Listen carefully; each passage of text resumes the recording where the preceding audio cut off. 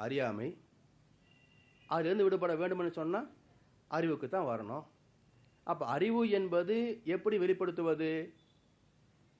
அறிவை அறியும் பயிற்சி செய்யணும், வேற ஒன்றும் இல்லை. அப்போ அறிவை அறியும் பயிற்சிக்கு தான் ஞானம் என்று பேர். ஞானம் என்றால் கான்சியஸ்னஸ், அறிவு, உணர்வு. அப்போ அறிவை அறிந்த தெளிவே ஞானம் என்பார் மகரிஷி.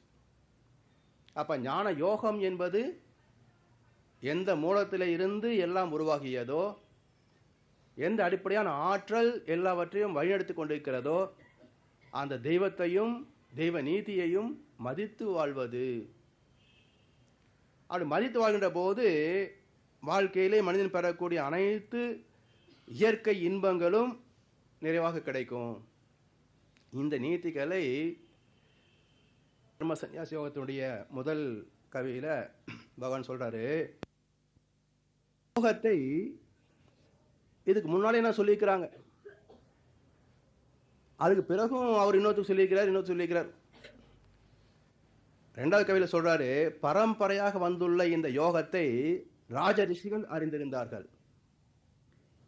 காலக்கிரமத்தில் அந்த யோகம் இவ்வுலகில் நஷ்டமடைந்தது. இன்னைக்கு இது மாதிரி தர்ம நியாயங்கள் எல்லாம் யார் போதனை பண்றாங்க?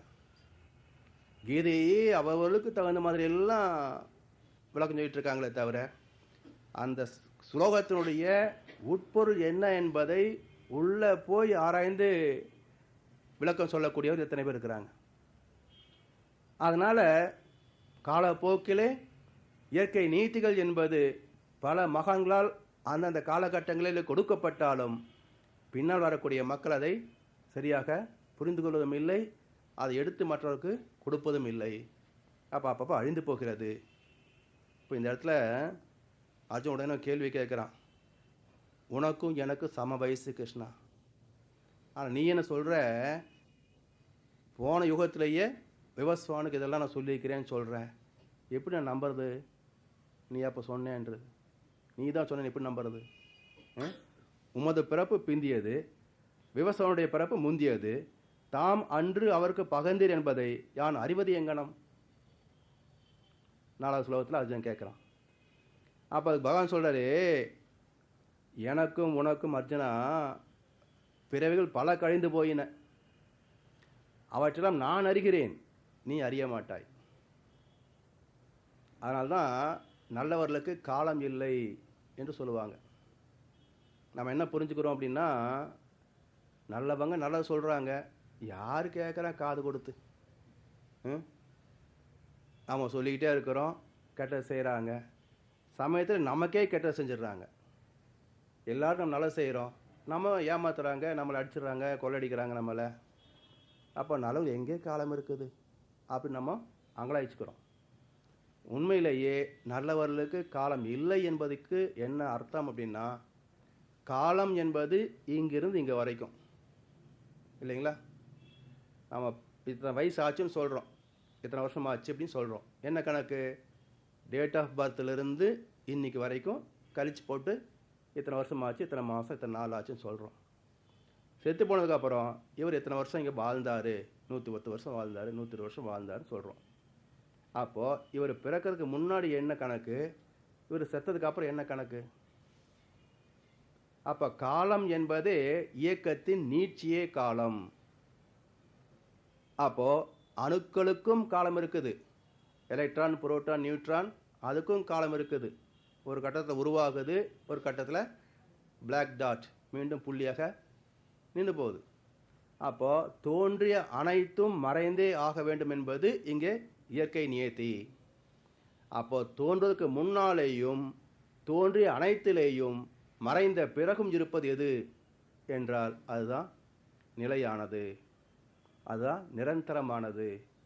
அப்போ இந்த பிரபஞ்சம் முழுவதும் சேஞ்ச் அலோன் இஸ் பர்மனன்ட், மாற்றமே நிலையானது என்பார்கள். மாறாதது எது என்றால் அதுதான் சுத்த வெளி, இறைநிலை, தூய வெளி, பரிசுத்தாவி, அல்லாஹ். அதனால் அந்த இறைநிலை உணர்வு பெறுகின்ற போது எந்த காலகட்டத்திலே நடந்த எந்த நிகழ்ச்சியாக இருந்தாலும் அந்த கேள்வி மனதிலே வந்து முடிவதற்கு முன்னால் அந்த காட்சி அகக்காட்சியாகிவிடும். அப்போ மகான்கள் ஞானிகள் இயற்கையில் நடந்த ரகசியங்களை தன்னுடைய அறிவின் பக்குவத்தில் அந்த கேள்விக்குரிய பதிலை அகக்காட்சியாகவே கண்டு அதை விளக்குகிறார்கள். அதனால்தான் மகரிஷி அவர்கள் எப்படி இறைநிலையிலிருந்து அணு பிறந்தது என்பதையும் விளக்குறாங்க. ஆதி என்ற வெளியினிலே அணு எவ்வாறு அவதரித்தது என்று அறிய போனாரெல்லாம் ஆதியாம் நிலை அடைந்தார். அறிவு அங்கு ஏது? அறிவு நிலை அடைந்த பின்னர் அதை யூகிப்பார். ஆதியே அணுவான காரணத்தை அறிஞரெல்லாம் விளக்காதது இதனால் என்று ஆதிநிலை அணுநிலை இரண்டுமாகி அறிந்த நிலையில் விளக்கம் பெற்றுவிட்டேன். எப்படி இறைநிலை சக்தி என்கின்ற விண்ணாகுது, எலக்ட்ரான் வருதுன்றதெல்லாம் மகிழ்ச்சி அழகாக விளக்குறாங்கன்னு சொன்னால் எப்படி சாத்தியமாகுதுங்க? அறிவின் நிலையில் அது உருவாகக்கூடிய அந்த இடத்துக்கே அதை அகக்காட்சியாக பார்த்து அதை நமக்கு விலைக்கு கொடுக்கறதுனால தான் இது தெளிவான அறிவுபூர்வமான விஞ்ஞானபூர்வமான ஆதாரபூர்வமான தத்துவங்கள். அதனால் அந்த நிலை இறைநிலை என்பதை புரிந்து கொள்கின்ற பொழுது அவங்க காலத்தை கடந்துடுறாங்க. ஆனால் நமக்கு நேற்று என்ன சாப்பிட்டோம் இன்றைக்கி ஞாபகம் இல்லை, போன ஜென்மம் என்ன தெரியும் நமக்கு இல்லைங்களா? அதனால் மனிதனுடைய அறிவுக்கு அது எட்டுவது இல்லை. அதனால் இந்த தோற்றம் இருப்பு மறைவு என்பதை கொஞ்சம் நம்ம எவ்வளோதான் திரும்ப திரும்ப சிந்தனை செய்தாலும் கொஞ்சம் ஒரு லேசாக சந்தேகம் இருந்துக்கிட்டே இருக்கும். இது எப்படி கடவுள் உருவம் இருக்கா இல்லையா, இப்படி சொல்லிக்கிறாங்க இவங்க இப்படி சொல்கிறாங்க அப்படின்னு. இப்போது ஏற்கனவே சொன்ன உதாரணத்தை இன்னொரு கோணத்தில் பார்க்கலாம். இப்போது இங்கே காற்று இருக்குது, தண்ணி இருக்கான்னு கேட்டால் இல்லைன்னு சொல்கிறோம். நேற்று சொன்ன ஒரு பாத்திரத்தில் ஐஸ் கட்டி போட்டோம்னா உடனே தண்ணி வருது, தண்ணி எடுத்துட்டோம். அந்த தண்ணியை மறுபடியும் காய்ச்சினீங்கன்னா ஆவி கண்ணுக்கு தெரியுமா? அப்போது எந்த அரூபத்தில் இருந்து இந்த தண்ணீர் உருவாகியதோ அந்த ஒரு டெக்னாலஜி ஒரு மாற்றம், அதே போல் அதுக்கு ஆப்போசிட் டெக்னாலஜி அது சூடுபடுத்துகிறோம். குளிர்ச்சி அடைந்து நீராக மாறிச்சு, அதை சூடுபடுத்தினா மீண்டும் H2O மாறிடும், ஹைட்ரஜனும் ஆக்சிஜனுமாக மாறி போயிடும். ரெண்டு பார்க்க முடியுதா? இல்லை. இதே மாதிரி இறைநிலை. அப்போ அரூபத்தில் இருக்கிறது தோற்றத்திற்கு மாறுகிறது, தோற்றத்தினுடைய காலம் முடிகின்ற போது மீண்டும் அரூபமாகி விடுகிறது. அவ்வளோதான். அதனால் இந்த ஞானத்தை மனிதன் பெறுகின்ற போது அடுத்த முக்கியமான கோட்பாடு வருகின்றோம். கீதையினுடைய அற்புதமான கோட்பாடு என்ன? தர்ம சம்ஸ்தாபனாத்தாய சம்பவாமி யுகே யுகே. எப்பொழுதெல்லாம் தர்மம் அழிகிறதோ அதர்மம் மேலோங்குகிறதோ அப்பொழுதெல்லாம் என்னை நானே பிறப்பித்துக் கொள்கிறேன். இது காலங்காலமாக நம்ம கேள்விப்பட்டிருக்கிறோம். இப்போ உண்மையான தத்துவம் என்னன்றதை கொஞ்சம் சிந்தனை செய்து பார்க்கணும். தர்மம் என்பது என்ன? தர்மத்துக்கு இணைந்து செயலை செய்கிறோம். என்ன விலை வருதுங்க? உடல் ஆரோக்கியம், மனசுக்கு ஒரு நிம்மதி, வாழ்க்கையில் எல்லா வசதியும் சரியாக இருக்கும், சொந்த பந்தம் நட்பு சமுதாய அந்தஸ்து எல்லாமே நல்லா இருக்குது. அது தர்மம். அப்போ இது இன்னொரு வார்த்தையில் போடுங்களேன். தர்மம் என்பது இன்பத்தை கொடுப்பது. சரியா?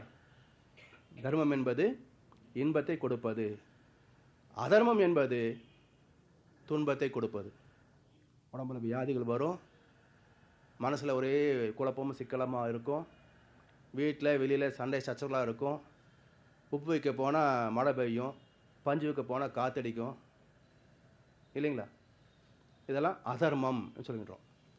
அப்போது எப்பொழுதெல்லாம் தர்மம் அழிந்து அதர்மம் ஓங்குகிறதோ என்றால், எப்பொழுது இன்பம் குறைந்து துன்பம் வெளிப்படுகிறதோ அங்கே நான் அவதரிக்கின்றேன். அப்போது ஒரு நுண் உயிர்களை தொடங்கி ஒரு தாவரம் வரைக்கும் எடுத்துக்கங்க, செடிகள் வரைக்கும். தாவரத்துக்கு என்ன சிரமம் இருக்குங்க? ஒரு சிரமம் கிடையாது. மண் இருக்குது, சத்து இருக்குது, தண்ணி இருக்குது, சூரிய வெளிச்சம் இருக்குது, காற்று இருக்குது. தன்னுடைய தேவை அந்த உணவு சக்தியை அதுவே உற்பத்தி செய்து கொள்ளும். வேற ஒன்றும் பிரச்சனை கிடையாது. ஒரு வேலை போன 3 வருஷமாக தமிழ்நாட்டில் மழையே பெய்யாமல் போச்சே, அது மாதிரி மழை பெய்யலன்னு வச்சுக்கோங்க. உடுமல்பேட்டை பக்கத்துல எல்லாம் தென்னை மரமே கருகி போச்சு 2 வருஷம் முன்னாடி. அப்போது அந்த தென்னை மரம் தண்ணி ஊற்றலைனா கூட சல்லி வேர்கள் ஏகத்துக்கும் பரப்பிக்கும். எப்படியாவது தண்ணி எடுத்து தன்னை ஸ்திரப்படுத்தி கொள்ளும். அப்போ அவ்வளவு ஆழமுடைய அந்த மரம் சுத்தமாக இந்த ஏரியாவில் தண்ணியே இல்லை, மழையே பெய்யலைன்ற போது அப்படியே ஒரு ஆணிவரோட மட்டுமாவது பேத்துக்கிட்டு போய் மழை பெய்கிற ஆந்திரா நட்டுக்கலாமா? முடியுமா? முடியாது. பூமியிலிருந்து வேர் வெளியே வந்த உடனேயே ஆயுள் முடிஞ்சு போயிடும். அப்போது அதனுடைய துன்பம் என்ன என்றால், இயற்கையினுடைய வளம் ஒரு இடத்துல குறைவாக இருக்கிற போது அங்கேருந்து வெளிப்பட்டு எங்கே அது சரியாக இருக்குதோ அங்கே போகிறதுக்கு வசதி இல்லை, சலனத்துக்கு அங்கே வசதி இல்லை. அது ஒரு துன்பம். அந்த இயற்கை துன்பத்தினால்தான் அதனுடைய விதையிலிருந்தே ஒரு புழு என்ற ஆற்றல் உருவாவதற்கு காரணமாகிறது. அப்போது இந்த அதர்மம், இந்த துன்பத்தை நீக்குவதற்கு அறிவு அங்கே எழுச்சி பெறுகிறது. இறைவன் அங்கே எழுச்சி அடைகிறான். அடுத்த ஸ்தானத்துக்கு வந்துடுது புழு என்ற ஸ்தானம். அப்போ அந்த புழு என்றதுக்கு என்ன சிரமம் வந்துச்சு? இப்போ நடந்து ஊர்ந்து போக முடியுது, இடம் விட்டு இடம் போக முடியுது. ஆனால் வேறு இல்லாதனால தன் உணவை தானே உற்பத்தி செய்து கொள்ள முடியாது. அடுத்த கஷ்டம் வந்துருச்சு. அப்போ இருக்கிறத வச்சு அட்ஜஸ்ட் பண்ணிக்குது. பக்கத்தில் செடி இருக்குது, அவனோட இலை சாப்பிட்டுக்குது, பழத்தை சாப்பிட்டுக்குது, பூவை சாப்பிட்டுக்குது. இல்லை அதுவும் இல்லை, பக்கத்தில் சின்ன ஒரு ஜீவன் புழு இருக்குது, அதை பிடிச்சி சாப்பிட்டு வாழ்ந்துக்குது. ஆனாலும் சில சமயங்களில் ரெண்டுமே பக்கத்தில் இல்லை. அப்படி ஊர்ந்து ஊர்ந்து போயிட்டு இருக்குது. வெயில் சுட்டு அரிக்குது, புழு சுருண்டு போச்சு. இப்போ அதுக்கு என்னாச்சுங்க? துன்பமாக இல்லையா செத்து போகிறது? அந்த துன்பம் என்கின்ற அதர்மம் தோன்றுகின்ற போது அறிவு அங்கே எழுச்சி பெறுகிறது. அடுத்த அறிவு வந்தாச்சு. விதையிலிருந்து அப்படியே வண்டாக மாறுது. வண்டு அழகாக பறந்து போயிடுது இல்லைங்களா? இப்போ அதுக்கு தூரம் பிரச்சனை இல்லை, சூரிய வெளிச்சம் பிரச்சனை இல்லை, துன்பம் நீங்கி போச்சு. ஆனால் அந்த வண்டு போய் ஒரு பூவில் உட்காந்து தேஞ்செடுக்குது. அந்த பூ என்ன பண்ணுதுங்க? இயல்பாக சாயந்தரம் மாறும்போது இதழ்களை மூடிக்கொள்ளும். இந்த வண்டுக்கு சாயந்தரம் என்ன பகல் என்ன தெரியும்? இது பாட்டு போய் உட்காருது. மணி 6 போச்சு, அது கேட் மூடுற நேரம். இதெல்லாம் மூடிக்கிச்சு. உள்ளே சிக்கின வண்டு முடிஞ்சு போச்சு. அப்போது பறந்து வந்தாலும் துன்பம் நீங்கலை, அடுத்த துன்பம் வந்து போச்சு. எங்கே உட்கார்ந்தேன்னு தெரியல, என்னவோ ஆச்சு, நான் செத்து போயிட்டேன். மீண்டும் துன்பம். இந்த துன்பத்தை நீக்குவதற்கு மீண்டும் அறிவு எழுச்சி பெறுகிறது.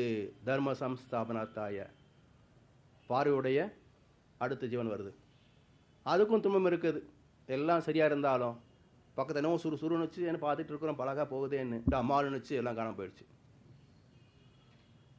இயற்கையிலேயே எரிமலைகள், பூகம்பங்கள், நாம் வைக்கிற பாம் தண்ணி வச்சுக்கோங்க. அப்போ இதுவும் துன்பம் தானே. அப்போ அதையும் நீக்கிறது அறிவு எழுச்சி பெற்றது. ஓசையுடைய காதோடு வந்துச்சு. அப்போது 5 விலங்குகள் வரைக்கும் உடல் ரீதியான ஒவ்வொரு துன்பத்தையும் நீக்கி நீக்கி பெற்ற எழுச்சி என்ன பேருங்க? சம்பவாமி யுகே யுகே. அப்போ காலங்கள் தோறும் யுகங்கள் தோறும் என்னை நான் பிறப்பித்துக் கொள்கிறேன் என்றால், யுகம் என்பது, காலம் என்பது ஒரு இயக்கத்துடைய தோற்றத்திலிருந்து முடிவு வரைக்கும் உள்ளது. அதோடு துன்பத்தை நீக்குவதற்கு அந்த இயக்கத்துக்குள்ளே இருக்கின்ற இறைவனே எழுச்சி பெறுகின்றான், அந்த அறிவே எழுச்சி பெறுகிறது என்றது அர்த்தம். அப்போது மனிதனிடத்தில் வருகின்ற போது உடல் ரீதியான அனைத்து துன்பங்களுக்கும் தீர்வு வந்தாச்சு. உடல் ரீதியாக நமக்கு எந்த சிரமமும் கிடையாது. அதே சமயத்தில் 5 புலன் இன்பங்களுக்கும் எல்லாம் கண்ணு, காது, மூக்கு, நாக்கு எல்லாம் சரியாக வந்தாச்சு. இப்போ மனுஷனுக்கு என்ன துன்பம் வர முடியும்? ஒரு துன்பத்திற்கும் வாய்ப்பு கிடையாது. அப்போது பரிணாமத்திலே ஒவ்வொரு ஜீவராசியிலேயும் இருந்த ஒவ்வொரு துன்பத்தையும் நீக்குவதற்கு இறைவனை எழுச்சி பெற்று அடுத்தடுத்த பரிணாமம் என்ற வகையிலே புது புது ஜீவராசிகளை உருவாக்கி கடைசியில் அனைத்து வளங்களும் ஒன்றாக இணைந்த எல்லாம் வல்லவனாகவும் எல்லாமே உள்ளவனாகவும் உள்ள ஒரு ஜீவனை மனிதன் என்ற உருவத்தில் கொண்டு வந்து நிறுத்தியது இறையாற்றல். இப்போ மனுஷனுக்கு என்ன கஷ்டம் நமக்கு? இந்த பூமியில் மனுஷனுக்கு என்ன கஷ்டம் இருக்குங்க? சாப்பாடு இருக்குது, துணி இருக்குது, போக்குவரத்து சாதனங்கள் இருக்குது, இருக்க வீடு இருக்குது, என்ன இல்லை இங்கே? ஆனாலும் இந்த பூமியில் மற்ற ஜீவன்கள் படுகின்ற அவஸ்தையை விட பல மடங்கு அவஸ்தைப்படுற ஒரே ஜீவன் மனிதன் மட்டுமே. அப்போது ஒரு பறவை வச்சு ஒரு கவி சொல்கிறாங்க, வளர்ந்த குஞ்சுகள் பிரிந்த போதிலும் வருந்தவில்லையே தாயடா. மனித ஜாதியின் துயரம் யாவுமே மனத்தினால் வந்த நோயடா. இப்போ மனித ஜாதியில் என்ன துயரம் இருக்குன்னு பார்த்தீங்கன்னா மனமே ஒரு துயரமாக போச்சு. ஏன்னா mind it self is negative force. மனம் என்பது அதர்மத்தின் உருவம், சைத்தான். அதனால் அந்த மனம் என்பது தன்னுடைய இயல்புக்கு செயல்படுவதனால அது பேராசை, சினம், கடும்பற்று, முறையற்ற பால் கவர்ச்சி, உயர்வு தாழ் மனப்பான்மை, வஞ்சம் என்று தேவையில்லாத குணாதிசயங்களெல்லாம் உருவாக்கிக்கிட்டு அதிலேயே தான் சிக்கிக்கிட்டு அது வதைப்படுகிறது. அதனால் இந்த மனம் என்பதை அறிவாக பக்குவப்படுத்தி விட்டால் என்னதுங்க, மனம் வேறு அறிவு வேறு. அடுத்த கேள்வி வரணும் இப்போ, இல்லைங்களா? மனம் இருக்குது நம்மக்கிட்ட, அறிவு இருக்குது, அப்போ ரெண்டு வேறு வேறையா? இப்போ தண்ணி இருக்குது கடலில், அதை கடல்னு சொல்லிக்கிறோம். அது அப்படியே எழுச்சி பெற்று உயரமாக வருது, அலை அப்படின்னு சொல்கிறோம். கடலில் இருக்கிறதும் தண்ணி தான், அலையில் இருக்கிறதும் தண்ணி தான். ஏன் இதுக்கு கடல்னு பேர், இதுக்கு அலைன்னு பேர்? அமைதியாக இருக்கிறது கடல், வேகம் வந்து எழுச்சி பெற்று மேலே எழும்புச்சுன்னா அலை. அப்போ அலை என்பது நீருக்கு பேர் இல்லை, வேகத்துக்கு தான் பேர். கடல் என்பது நீருக்கு பேர் இல்லை, இருப்புக்கு தான் பேர். அப்போ ரெண்டு உட்பொருள் என்ன? நீர் தான். கடலுக்கும் மலைக்கும் உட்பொருள் நீர். அதுபோல் அறிவுக்கும் மனதுக்கும் உட்பொருள் பேரறிவு, இறையாற்றல். அதனால் அலை அலையாய் இயங்கும் மனதின் அடித்தளமே நிலைப்பொருள். அது தெய்வம் கடல் போன்று, அலை போன்றதே மனம். நிலைப்பொருளாம் இருப்பு சிவம் நித்தியம் என்று ஓதிடும். நெடுவெளி உனது அறிவாகும், உனது அலையே மனம். கலை உணர்வால் மெய்ப்பொருளாம் கண் காண ஒன்றினை, கண் காது மூக்கு முகம் குணம் உருவம் புகுத்தியே சிலை வடிவில் காட்டி சொன்ன கதைகளில் மயங்கினாம், சிக்கியுள்ள வரை உண்மை நிலை விளங்காது உணர்வோம். நெத்தியடியான வார்த்தை. அப்போ மனிதன் ஏன் உருவங்களை கொண்டு வந்தான்றதுக்கு காரண காரியம் இருக்குது. அந்த காரண காரியங்களை புரிந்து கொண்டு வாழ்க்கை மேன்மைப்படுத்தி கொள்ளலாமே தவிர அதுலேயும் துன்பங்கள் கிடையாது. அப்போ மனிதன் என்ன பண்ணுறான்? தான் செய்கின்ற செயலுக்கு விளைவு என்பது உண்டு என்று தெரியாமல், நான் என்ன செய்தால் இறைவனை பார்த்துக்குவான், என்னை காப்பாற்றுவான், அவனுக்கு நான் வந்து ரொம்ப வேண்டியவன், நான் தான் தர்மகர்த்தா, நான் வந்து தினசரி கோயிலுக்கு போகிறேன், தினசரி நான் வந்து அஸ்தோத்திரம் பாடிட்டுருக்கேன், சகஸ்ரநாமம் சொல்லிகிட்ருக்கேன், காயத்ரி ஜபம் பண்ணிகிட்ருக்கிறேன், அதனால் இறைவன் வந்து எனக்கு கன்செஷன் கொடுப்பான் அப்படி ஏமாந்து போயிட்டா துன்பம் யாருக்கு? மனிதனுக்கு தான்.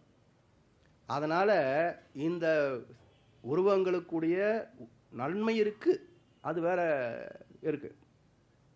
அது தனியாக ஒரு கருத்து சிந்தனைக்கு எடுத்துக்கொள்ளலாம் ஒரு நாளைக்கு. ஆனால் அது வந்து வாழ்க்கையில் இந்த இறை தத்துவத்தை மறைக்கக்கூடாது. அதனால் இறை நீதி என்பது ஒவ்வொரு இயக்கத்திற்கும் துல்லியமான எதிர் விளைவாக வரக்கூடியது. அதை புரிந்து கொண்டோம்னாக்க நம்முடைய வாழ்க்கை, நம்முடைய எண்ணம் சொல் செயல் நம்ம கையில் இருக்குது. அப்போது அந்த எண்ணம் சொல் செயலை இயற்கைக்கு ஒத்தபடி தர்ம சிந்தனையாக கொண்டு வரணும் அப்படின்னாக்க இந்த மனதை கொஞ்சம் பக்குவப்படுத்தணும். எப்படி பக்குவப்படுத்துவது அப்படின்னா, அந்த இறை நீதி மறக்காது இருந்தால் போதும். அதுதான் பக்குவப்படுத்துறதுக்கு ஒரே வழி. இறை நீதியை மறந்து விட்டோம்னாக்க மனம் வந்து சைத்தான் அது இஷ்டத்துக்கு அதனுடைய வேலைகளை செய்ய ஆரம்பிச்சிடும். அப்போ அந்த இறை நீதியை மறக்காது மனிதனை கொண்டு வரணும். அப்போ அதுக்கு என்ன பண்ணுறான் இறைவன்? துன்பம் ஒன்றே மக்களை சீர்திருத்தத்துக்கு உற்ற உபாயம். ஏன் இறைவன் துன்பத்தை கொடுக்குறான்? அப்போ தான் நமக்கு அறிவு வரும். அப்போ இயற்கை நீதி என்பது நெகட்டிவ் வேவ்ஸ், அதுவும் துன்பம் வரும். அப்போது அதை அறிந்து கொள்வதற்கு மனம் என்ற ஆற்றலை கொடுத்துருக்கின்றான். அதுதான் இந்த இடத்துல அடுத்த ஸ்லோகத்தை சொல்கிறாங்க, யார் என்னை எப்படி வழிபடுகிறாரோ அவருக்கு நான் அப்படியே அருள் புரிகிறேன். இங்கே கொஞ்சம் நம்ம தெளிவாக புரிந்து கொள்ள வேண்டிய ஒரு ஸ்லோகம் இது. யார் என்னை எப்படி வழிபடுகிறாரோ, இந்த வழிபடுதல் என்ற வார்த்தை வந்தாலே நமக்கு தேங்காய் பழம் அர்ச்சனை ஆராதனை விக்கிரகம் கோவில் இதுதான் ஞாபகத்துக்கு வருமே தவிர வாழ்க்கை செயல்பாடுகள் என்பது நமக்கு ஞாபகத்துக்கு வராது. ஏன்னா இன்னைக்கு வரைக்கும் யாரும் சொல்லி தரலது. இன்னைக்கு வரைக்கும் இறை வழிபடுதல் என்றால் என்ன பொருள் என்று நமக்கு யாரும் விளக்கவில்லை. என்ன அர்த்தம்? இறை வழி. வழி என்றால் ஒரு பாதை, போகிற வழி. அப்போ இறைவன் எந்த பாதையில் போகிறான்? செயல் விளைவு என்ற பாதையில் இயங்கிட்டு இருக்கு.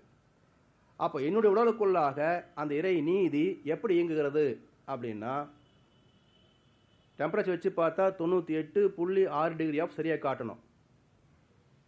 வச்சு அடித்து பார்த்தோம்னா 120க்கு 80 சரியாக காட்டணும். இது ரெண்டும் சரியாக இருந்தால் உடம்புல வியாதி இல்லை. இந்த ரெண்டும் மாறி போச்சுன்னா வியாதி இல்லாமல் இல்லை. இந்த ரெண்டும் ஏன் மாறி போகுது இல்லைங்களா? இது இயற்கை நியதி. 98.6 டிகிரி எஃப் என்றதும் 120க்கு 80 பிபி என்றதும் இயற்கை நியதி. இந்த நியதி ஏன் மாறி போச்சு? சாப்பாட்டு பழக்கம் ஒரு காரணம், கோபம், கவலை, பொறாமை, வெறுப்பு இது ஒரு காரணம் தானே. அப்போ அந்த இயற்கை நீதியை மதித்தோம் என்றால் என்ன வந்ததுங்க? தவறான உணவை சாப்பிடக்கூடாது, நாக்கு ருசிக்குன்னு சொல்லி கண்டதையும் திங்கக்கூடாது. உடம்புக்கு எது ஆரோக்கியமானதோ அது கசப்பாக இருந்தாலும் பரவாயில்ல, கொஞ்சம் கஷ்டமாக இருந்தாலும் பரவாயில்ல, அதை சாப்பிடணும்.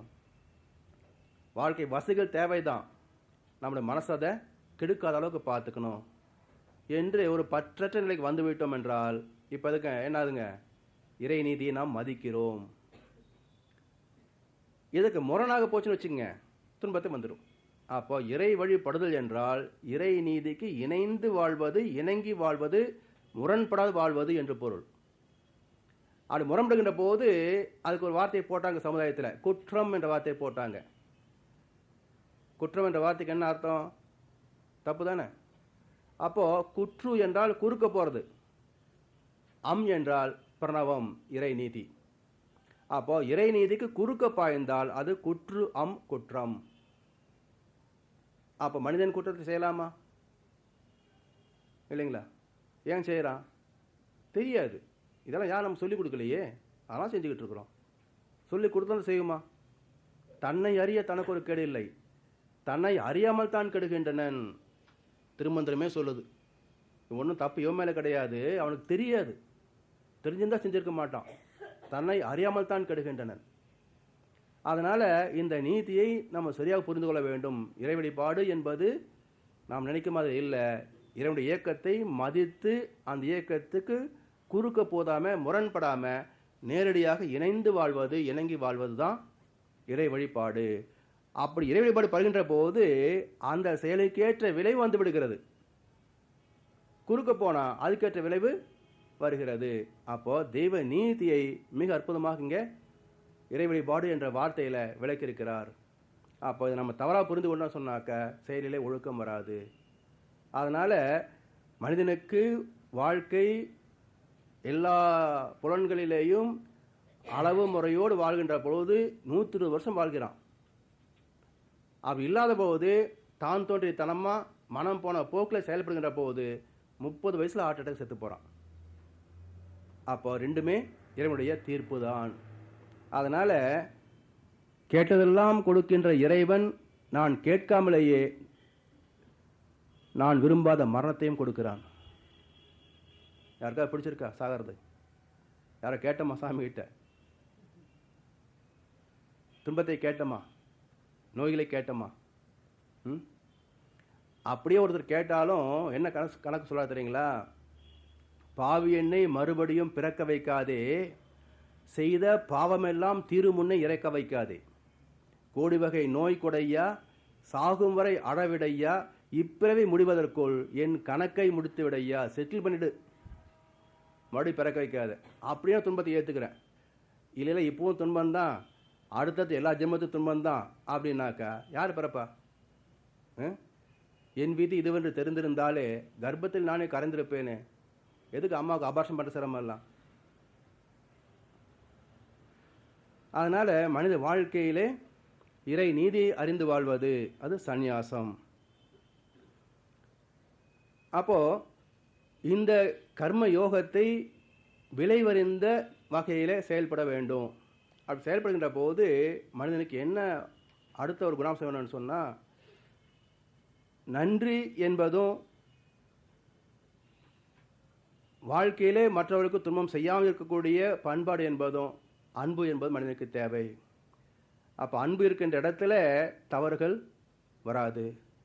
அப்போது தன் மேலேயும் அன்பு இருக்கணும், மற்ற ஜீவராசிகள் மேலேயும் அன்பு இருக்கணும்.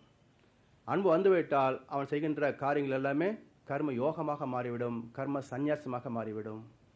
அப்போ எந்த ஒரு செயலுக்கும் எதிர்விளைவு பார்க்காது, பிரதிபலன் பார்க்காது, நம்முடைய கடமை, நம்முடைய வசதி, சூழ்நிலை இதெல்லாம் செய்ய வேண்டியிருக்கு, செய்கிறோம். நாம் இல்லைன்னாலும் இந்த காரியத்தை வேறு யார் மூலமாகவாவது இறைவன் நடத்துவான். அப்போ பொதுவாக நான் இல்லைன்னா இந்த குடும்பமே நடுத்தருக்கு வந்துடும், நான் கஷ்டப்பட்டு சம்பாதிச்சு கொட்டினா உங்களுக்கெல்லாம் இவ்வளோ கொழுப்பான்னு கேட்பாங்க வீட்டில். கேட்குறாங்களா இல்லையா? இவர் யார் காப்பாற்றுறாங்களாம்மா? இவர் நம்மளை காப்பாற்றுறாரு, கரெக்டுங்க. இவர் யார் காப்பாற்றுறாங்க? அப்போது நம்ம யாரையும் காப்பாற்றுறது இல்லை. எல்லாரும் சமுதாயத்தின் நீதியின் படி இணைந்து வாழ்ந்து கொண்டிருக்கின்றோம். அப்போது அவரவர்கள் செய்ய வேண்டிய கடமைகளை சரியாக செய்கிற பொழுது எல்லோருக்குமே ஒருத்தருக்கு ஒருத்தர் ஒத்து உதவி வாழ்கின்றோம். இதுதான் சமுதாய கோட்பாடு. அதனால் மனித வாழ்க்கையில் ஒருத்தருக்கு ஒருத்தர் ஒத்து உதவி இயற்கையாக உள்ள அந்த வளங்களை எல்லாம் நிறைவாக துய்ப்பதற்கு இயற்கை சரியாக இருக்குது. மனிதனுடைய மனதை கொஞ்சம் பக்குவப்படுத்தி விட்டால் போதும். அந்த பக்குவத்துக்கு தான் சந்நியாசம் என்று பேர். அப்போ என்ன ஆகுது? செயலிலே ஒழுக்கம் வந்துவிடும், அயராத விழிப்பு நிலை வந்துவிடும். அதனால் கர்ம யோகம் என்பது ஆன்மாவிலே உள்ள கலங்கங்களை தூய்மைப்படுத்தி கொண்டும், மேற்கொண்டு துன்பத்தை செய்யாமல் இருப்பதற்கு ஆன்மாவை பக்குவப்படுத்தி கொண்டும் செயல் ஒழுக்கத்தோடு வாழக்கூடிய வாழ்க்கை நெறிக்குத்தான் கர்ம யோகம் என்று பேர். அப்போ இந்த கர்ம யோகத்தின் வழியாக மனித வாழ்க்கை கொண்டு வருகின்ற போது வாழ்க்கை எப்படி இருக்கும் அப்படின்னா, இந்த சந்நியாசத்தை பற்றி ராமகிருஷ்ண பரமஹம்சர் ஒரு 2 கதைகளை சொல்கிறார். ஒன்று ஏற்கனவே நம்ம டிவி பார்த்த கதை மாதிரி தான். வியாச பகவான் ஒரு நாள் வந்துட்டுருக்கிறாரு. யமுனா நதியில் அன்னைக்கு ஏகப்பட்ட வெள்ளம் பெருக்கெடுத்து ஓடிக்கிட்டு இருக்குது. இந்த வேடுவ பெண்கள் எல்லாம் ஆற்றை கடந்து போகிறதுக்கு பயந்துக்கிட்டு கரையோரமாக நின்றுக்கிட்டு இருக்கிறாங்க. வியாசர் வந்த உடனேயே, ஐயா அது மாதிரி தண்ணி நிறையா இருக்குது, எங்களுக்கு கொஞ்சம் அந்த பக்கம் கொண்டு போய் விட்டுறீங்களா அப்படின்னு கேட்குறாங்க. வியாசர் சொல்கிறாரு, எனக்கு ரொம்ப பசியாக இருக்குதுமா, கொஞ்சம் ஏதாவது சாப்பிட்றதா கொடு அப்படின்னு சொல்லி கேட்குறாரு. சரி, அவங்க தேன் திணையெல்லாம் கொடுத்தாங்க, வாங்கி சாப்பிட்டாரு. சாப்பிட்டுட்டு போய் யமுனா நதியில் இறங்கி நின்றுக்கிட்டு, யமுனா தேவி, இன்று நான் உபவாசம் இருப்பது உண்மையானால் எனக்கு வழிவிடணும்னாரு. உடனே யமுனை அப்படி 2ஆக பிரிந்துதாமா, இடையில பாதையை தெரிஞ்சது, அப்படியே போகிறாங்க, எல்லோரும் இறங்கி போகிறாங்க. அந்த பெண்கள் நினைக்கிறாங்க, இவர் இப்போ தான் நம்மக்கிட்ட தேனு திணையமாக வாங்கி சாப்பிட்டாரு, அப்புறம் இன்றைக்கி நான் உபவாசம் இருப்பது உண்மையானான்னு கேட்குறாரு, நதி வேறு வழிவிடுது அப்படின்னு யோசனை பண்ணி போகிறாங்களாமா. அப்போ என்ன கருத்து அங்கே வருதுன்னா, அவர் செய்த செயல் என்பது உடலுக்குத்தான், ஆன்மாவுக்கு இல்லை. உடம்பு சோர்வாக இருக்குது, தெம்பு இல்லை நடக்கிறதுக்கு, அதுக்கு உடனே கொஞ்சம் உணவு போட்டால் தான் அது வேலை செய்யும். அதனால் அதுக்கு உணவு வாங்கி சாப்பிட்டாரு. ஆனால் சாப்பிட்ட செயலிலே மனம் சிக்கிக்கொள்ளவில்லை. அவர் அதில் சாப்பிட்ட மாதிரி கூட தெரியல. அதனால் அவருடைய ஆன்மா அந்த உண்ணுகின்ற செயலிலேயோ இல்லை அந்த உணவுடைய சுவையிலேயோ மயங்கவில்லை. அவருடைய மனம் எப்பவும் அங்கே நின்றது. இதைத்தான் ஒரு சித்தருடைய கவியில் சொல்லுவார், எத்தொழிலை செய்தாலும் ஏது அவஸ்தைப்பட்டாலும் முக்தர் மனமிருக்கும் மௌனத்தே. முக்தர்னா முக்தி பெற்றவர்கள், ஞானிகள், பக்குவமடைந்தவர்கள், சன்னியாசிகள் என்று பேர். அப்போது அவங்க எந்த செயல் செய்தாலும் இல்லை வாழ்க்கையில் எந்த ஒரு அனுபவங்களை பெற்றாலும் அவருடைய மனசு மட்டும் இறைவனை விட்டு விலகுவதே கிடையாது. எப்படின்றதுக்கு உதாரணம் சொல்கிறாரு. தாவி விளையாடி இரு கைவீசி நடந்தாலும் தாதி மனம் நீர் குடத்தே தான். தலையில் ஒரு குடம், இடுப்பில் ஒரு குடம் வச்சுக்கிட்டு ஊர் கதையும் பேசிக்கிட்டே வர்றாங்க பெண்கள். ஆனால் தலையில் இருக்கிற குடம் கொஞ்சம் பேலன்ஸ் தவறுச்சுன்னா உடனே கை மேலே போது அட்ஜஸ்ட் பண்ணிடுது இல்லையா? அப்போது அவங்க மனசு பேசுகிற கதையில் இருக்குதா இல்லை தண்ணி குடத்தில் இருக்குதான்னு பார்த்தீங்கன்னா, வாய் பேசுது, ஊர் கதையெல்லாம் வம்படிக்குது, ஆனால் மனசு குடத்தில் நிற்கிது. அது மாதிரி முக்தர்கள் எத்தொழிலை செய்தாலும் ஏது அவஸ்தைப்பட்டாலும் முக்தர் மனம் இருக்கும் மௌனத்தே. மௌனம் என்பது இறைநிலை. அதனால் அந்த நிலையை பெறுவதற்கு உலக வாழ்க்கையிலே மனம் சிக்கிக்காமல் இருக்குது என்ன பண்ணணுன்றதுக்கு அடுத்த ஒரு கதையை சொல்கிறாரு. நல்ல இனிப்பான பழாப்பழங்க.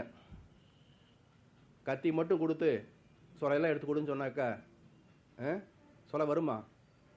பிசு பிசுன்னு ஒட்டிக்கிட்டே இருக்கும். இதை தொடச்சி எடுக்கிறதுக்குள்ள ஒரு சொலையும் கூட எடுக்க முடியாது.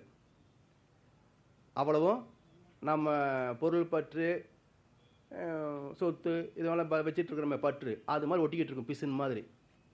அதே பழாப்பழத்தை கையில் கொஞ்சம் எண்ணெயை தடவிட்டோம் வச்சுக்கோங்க, அழகாக சொலையை மட்டும் எடுத்து போட்டுடலாம்.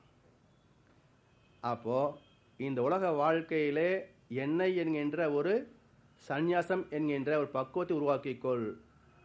இந்த உலகத்தில் உள்ள அனைத்து இன்பங்களையும் சுவைகளையும் அழகாக அனுபவிக்கலாம். அதனால் அந்த ஈஸ்வர பக்தியோட இறைநிலை உணர்வோட மனிதன் மனதை பக்குவப்படுத்தி விட்டால் வாழ்க்கை செயல்பாடுகளில் அது சிக்கிக்கொள்ளாது.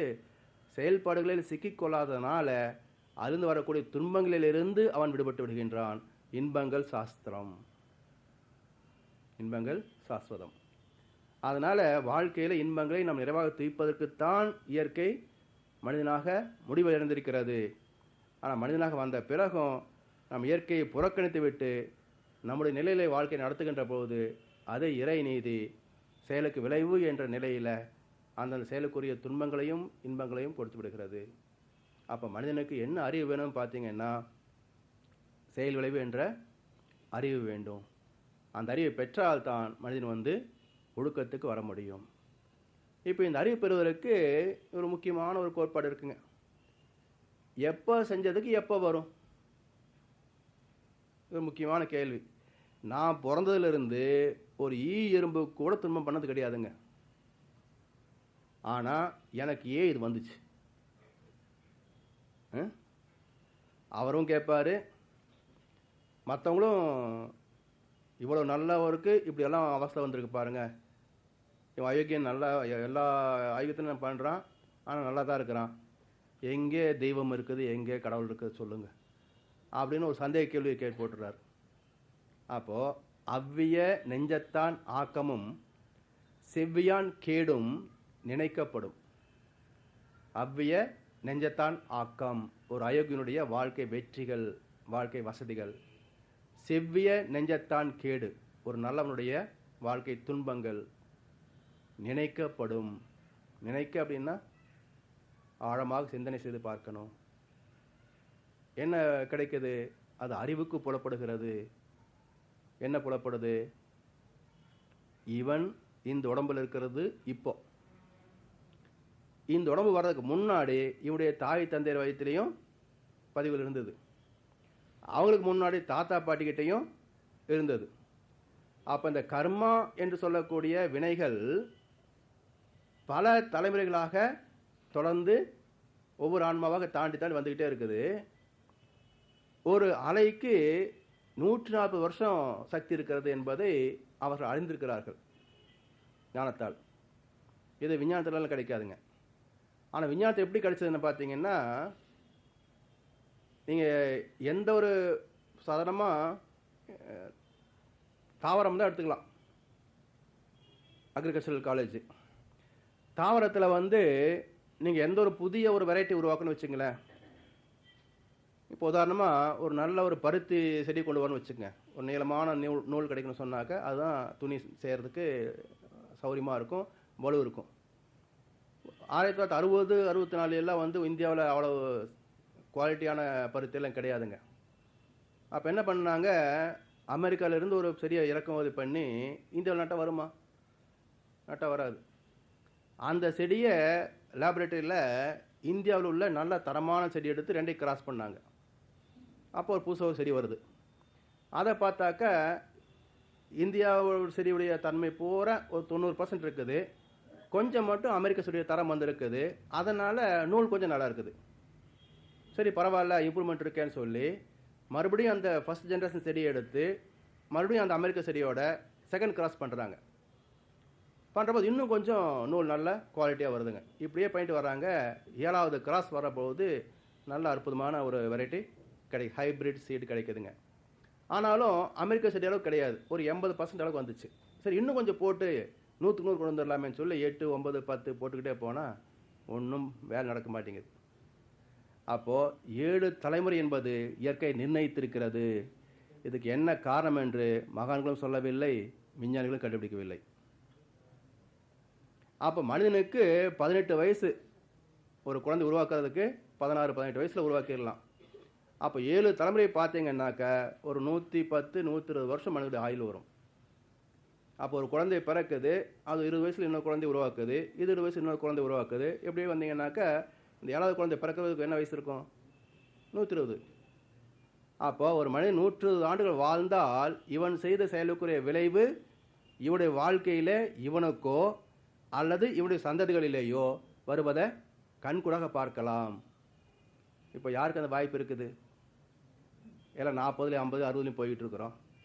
எங்கே இருந்து ப்ரூஃப் பண்ணுறது? அப்போது சுயமாக தெரிந்து கொள்வதற்கு வாய்ப்பு இல்லை. அப்போ என்ன பண்ணி ஆகணும்? மகான்கள் சொல்வதை நம்பணும். 7 பிறப்பும் தீயவை தீண்டா பழிப்பிறங்கா பண்புடை நன்மக்கள் பெரிய என்றார் வள்ளுவர். இந்த 100 வருஷம் வாழ்ந்து அனுபவித்து அந்த உண்மைகளை எடுத்து சொன்ன மகான் வள்ளுவர் பெருந்தகை தான்.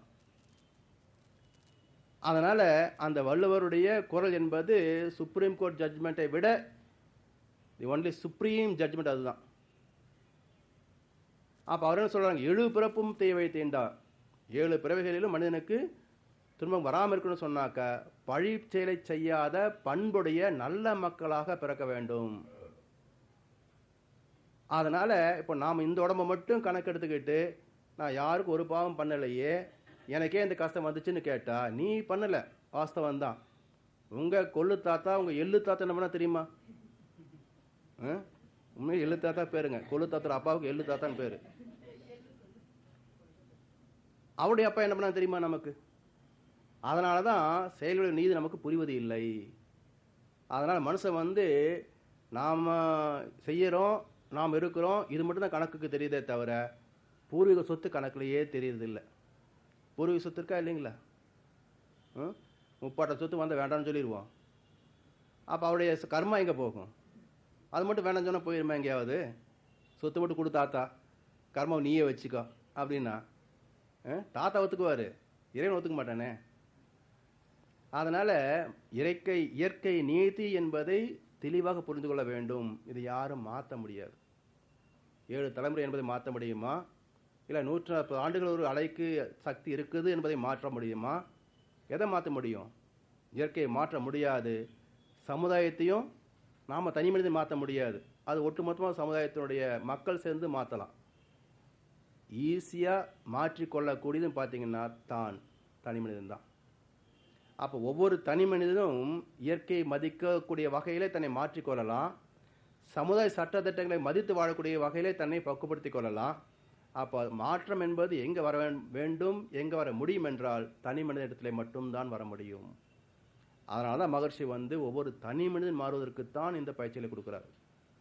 ஆனால் கர்ம யோகத்தின்படி ஒவ்வொரு மனிதன் வாழ்ந்து ஆக வேண்டும்.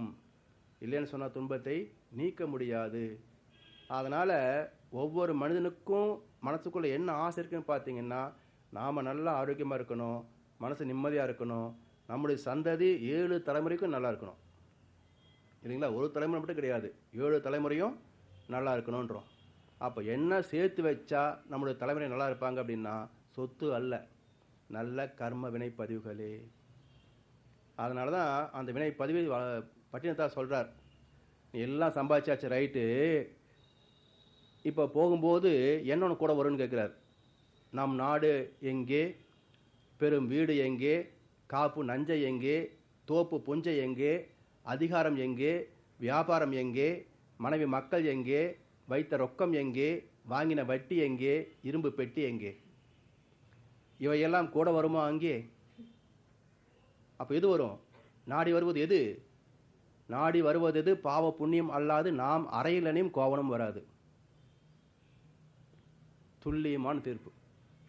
அப்போ ஆன்மாவுக்கு பற்றி தொடர்கின்ற வினை என்ன பார்த்தீங்கன்னா, அவன் செய்த கர்மா, புண்ணியம், பாவம்.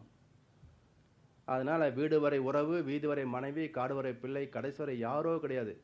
கடைசி வரை வருவது அவனுடைய பாவ புண்ணியங்களே, கர்ம வினைகளே. அதனால் அந்த கர்மாவுக்குரிய விளைவை கொடுப்பது இயற்கை நியதி. அது யாருடைய வேண்டுதலுக்கோ, யாருடைய ஒரு காணிக்கைக்கோ, யாருடைய வழிபாட்டுக்கோ அது உடன்படாது. அது சுதந்திரமானது, சர்வ சுதந்திரமானது. அதை யாரும் விலை கொடுத்து வாங்க முடியாது. அதனால் அதை புரிந்து கொண்டு இயற்கையை மதிப்பதும், இயற்கையை பயன்படுத்தி கொள்வதும், இயற்கையை புரிந்து கொள்வதும், இதுதான் வாழ்க்கை. Understand the nature, respect the nature, enjoy the nature. இதுதான் வாழ்க்கை. அதனால் இந்த இறை தத்துவத்தை உணர்ந்து, இறை நீதியை மதித்து, செயல்களிலே ஒழுக்கத்தை கொண்டு வந்து விட்டால் இந்த மனித வாழ்க்கை என்பது ஆனந்தமே, துன்பமே கிடையாது இங்கே. அதனால்தான் இந்த வாழ்க்கை நந்தவனம் என்று சொன்னார் ஒரு மகான். நந்தவனத்தில் ஒரு ஆண்டி, அவன் 4 மாதமாய் கொயவனை வேண்டி கொண்டு வந்தான் ஒரு தோண்டி, இந்த உடம்பு. அதை கூத்தாடி கூத்தாடி போட்டு உடைத்தாண்டினார். சும்மா இருந்திருந்தால் ரொம்ப காலத்துக்கு வரும் இந்த பானை. கூத்தாடி கூத்தாடி போட்டு உடைச்சிட்டான்றார். அதனால தான் செத்து போகும்போது அருமையாக ஒரு சடங்கு வச்சுருக்குறாங்க. ஒரு பானை தலையில் வச்சு அதுக்குள்ளே நிறைய தண்ணி ஊற்றி சுற்றிக்கிட்டு வாம்பாங்க. ஒரு சுற்று சுற்றோம்னா ஒரு ஓட்டை டோக்கு, அடுத்த ரவுண்டுக்கு இன்னொரு டோக்கு, 3ஆவதுக்கு இன்னொரு டோக்கு, அப்படியே போட்டு உடச்சி போட்டு திரும்பி பார்க்காம வீடு போய் சேருனாங்க. திரும்பி பார்க்காம வீடு போய் சேருன்றாங்க. என்ன அர்த்தம்? உங்கள் அப்பா இருக்கானே, ஆணவம் ஒரு ஓட்டை, கண்மம் ஒரு ஓட்டை, மாயை ஒரு ஓட்டை. இந்த 3 ஓட்டையில் சிக்கிக்கிட்டு இந்த குடத்தை போட்டு உடைச்சிட்டான். நீ இதே மாதிரி நீ வாழ்ந்துடாத, நீ இந்த பக்கம் திரும்பி பார்க்காம நேராக வீடு போய் சேர வழியை பாருனார். வீடுன்னா மேலே, வீடு பேர், நம்ம வீடு இல்லை. அதனால் ஒரு அற்புதமான ஒரு தத்துவத்தை உள்ள வச்சு ஒரு சடங்குகளை கொண்டு கொடுத்துருக்காங்க நம்முடைய முன்னோர்கள். அதனால தான் சிந்தனை செய்ய வேண்டும். எந்த ஒரு சடங்கு சம்பிரதாயமாக இருந்தாலும் சரி, எந்த ஒரு கருத்தாக இருந்தாலும் தத்துவமாக இருந்தாலும் சிந்திக்க வேண்டும். சிந்தனை செய்ய வல்லவர்கள் மனிதர்கள். சிந்தனை செய்தால் தான் எல்லாமே நமக்கு அறிவுக்கு வெளிச்சமாக வரும். அப்போ தான் வாழ்க்கை நமக்கு லகுவாக அமையும். அதனால் அந்த சிந்திக்கின்ற ஆற்றல் இறைவன் கொடுத்திருக்கின்றான். அது சரியான வழியிலே முறையில் பயன்படுத்தவில்லை என்றால் வாழ்க்கையிலே துன்பங்கள் நீங்காது. அப்படி பயன்படுத்தக்கூடிய வாழ்க்கை நெறிக்குத்தான் ஞான கர்ம சந்நியாச யோகம். அப்போ எந்த வகையில் நம்ம செயல்பட்டாலும் அந்த செயலிலே நாம் பற்றுதலை வைக்க வேண்டாம். ஒரு கடமை உணர்வோடு ஏதோ பிறந்துட்டோம், சரி செஞ்சுக்கிட்டு இருக்கிறோம், அவ்வளோதான். வாழ வேண்டும் என்று எண்ணி நாம் பிறந்ததில்லை. எனினும் நாம் பிறந்து விட்டோம். வாழ வேண்டும் உலகில் ஆயுள் உள்ள மட்டும், வாழ்ந்தோர்கள் அனுபவத்தை தொடர்ந்து பற்றி, வாழவென்ற உரிமை எல்லோருக்கும் உண்டு, வாழ்வோர்க்கு சாதகமாய் அமையும் மட்டும். அப்போ வாழ்கின்ற உரிமையும் சுதந்திரம் நமக்கு மட்டுமா இருக்குது? எல்லா மனிதர்களுக்கும், எல்லா ஜீவன்களுக்கும் இருக்குது. அப்போது மற்றவனுடைய உரிமைகளையும் மற்றவனுடைய சுதந்திரத்தையும் மதித்து வாழ்வது தான் அறிவின் சிறப்பு. ஆனால் வாழவென்ற உரிமை எல்லோருக்கும் உண்டு, வாழ்வோர்க்கு சாதகமாய் அமைய மட்டும், பாதகம் அமையக்கூடாது. அது பாவம், அது அதர்மம். அதுக்குரிய விளைவு நோய்கள், துன்பங்கள், நட்டங்கள். அதனால் மனித வாழ்க்கை என்பது மனம் போன போக்கில் வாழ முடியாதுங்க. இறைவன் கரெக்டாக ஃப்ரேம் போட்டு வச்சுருக்கிறான். அந்த ஃப்ரேமை தாண்டி போனோம்னா சிக்கலாயிடும். அதனால் அந்த எல்லைக்கு உள்ளாகத்தான் பாதுகாப்பு கிடைக்கும். அந்த பாதுகாப்பான வாழ்க்கை தான் இனிமையான வாழ்க்கை. அந்த வாழ்க்கை பெறக்கூடிய வகையில் இந்த அத்தியாயத்தை நாம் நிறைவு செய்கின்றோம். நாளைக்கு கிளாஸ் கிடையாது.